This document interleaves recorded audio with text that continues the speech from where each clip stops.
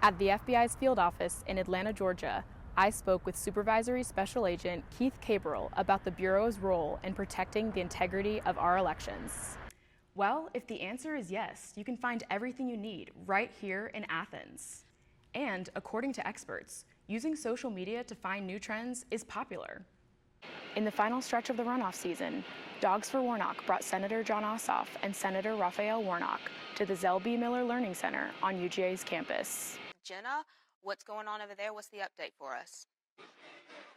Thanks, Sydney. A few moments ago, I walked out into the crowd and spoke to a few of the attendees. Everyone's watching live coverage of the election results, and screams of joy and anxiety can be heard ringing out from behind me. I spoke with one woman who was still wearing her I voted sticker. She's an Athens Clarke County resident, and she said her experience voting on Election Day was easy, and she was happy she could make her vote count. When I asked her about the neck-and-neck race between Herschel Walker and Raphael Warnock, she said she was sad it was even still so close. Political campaigns may be the most visible part of an election cycle, but behind the scenes, a team of election officials in Athens Clarke County have spent months preparing for Election Day. Charlotte Sosby, the Director of Elections and Voter Registration, is involved in every step of the preparation process. Customer service and perfection has always been something that grounded me. For Elections Assistant Lisa McGlon, Election Day is the culmination of many months of hard work. Now I think of it as running 20 in our county, running 24 pop-up stores on Election Day. McGlon tests and prepares the voting equipment and also helps hire and train poll workers. Does it mean they have to fill out a new form? Elections clerk Renee Russo leads some of the poll worker trainings. Step through here. According to Russo, the elections office has emergency procedures in the event of a threat to a poll worker. Calm voters down if somebody's coming in and they're, trying to stir the pot, have some problem that they want to, air. The Department of Justice launched the Election Threats Task Force last year to address the increase in threats to election workers since 2020. At the FBI's field office in Atlanta, Georgia, I spoke with Supervisory Special Agent Keith Cabral about the Bureau's role in protecting the integrity of our elections. If someone's working at a polling place and someone threatens them in some way, the FBI takes that very seriously. So one of our top priorities is election integrity and being able to provide that confidence to the American people. An increase in threats isn't the only thing election officials have had to adjust to. In 2021, the Georgia legislature passed Senate Bill 202, or the Election Integrity Act, which changed many procedural aspects of the election process. Sometimes it felt to me like the regulations in SB 202 were a reaction to election denial claims. For Sosby, helping her team adapt to SB 202 meant facing the changes head on. It's been a challenge, but I think we've met those challenges. This fall, the Elections Office worked with the community to help educate voters on these new changes by attending events such as Ready, Set, Vote, hosted by the Unitarian Universalist Fellowship of Athens. Preparing for the midterm elections is not an easy task. Nevertheless, in Athens Clarke County, the Elections Office has continued to work for their community members and protect the integrity of the election system. When I run an election, I'm not thinking about the different candidates on the ballot. I'm thinking about, did I help to run the election in the best way possible so that my neighbors and my friends and my community members can go and vote and trust that their vote was handled correctly.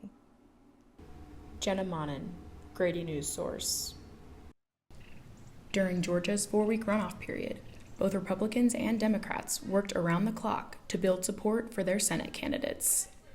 Austin Myrie, founder of the student organization Dogs for Warnock, said he created the group to show his peers that their voice and views were welcome on the University of Georgia's campus. The inception of it really was all of the Herschel Walker stickers that I saw around the football stadium.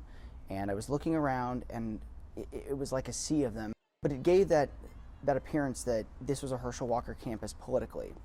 And I knew that didn't align with me, and I knew it didn't align with a lot of the students that I knew.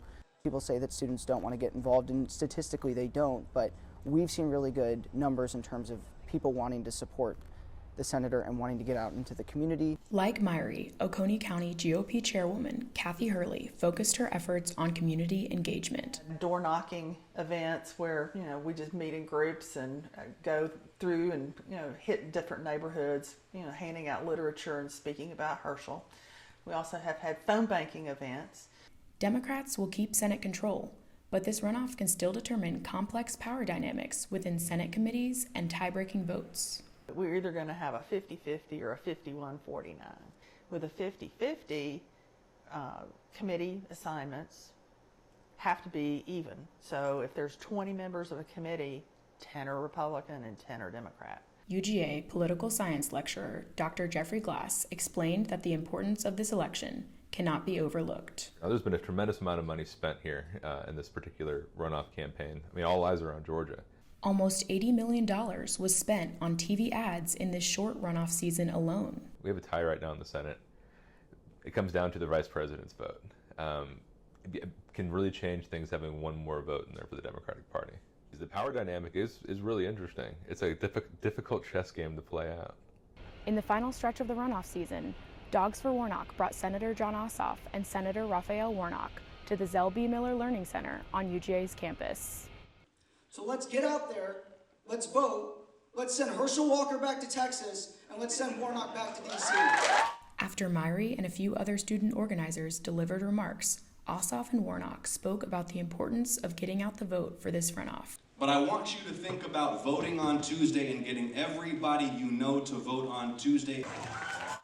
Warnock emphasized the value of youth voter engagement and turnout. Because of young people like you, I really do believe that our best days are not behind us, our best days are in front of us. And cracked a few jokes. And if somebody is interested in dating you, tell them to write their phone number on the back of a voter registration card, because we don't date people who don't vote. Jenna Monnin, Grady News Source.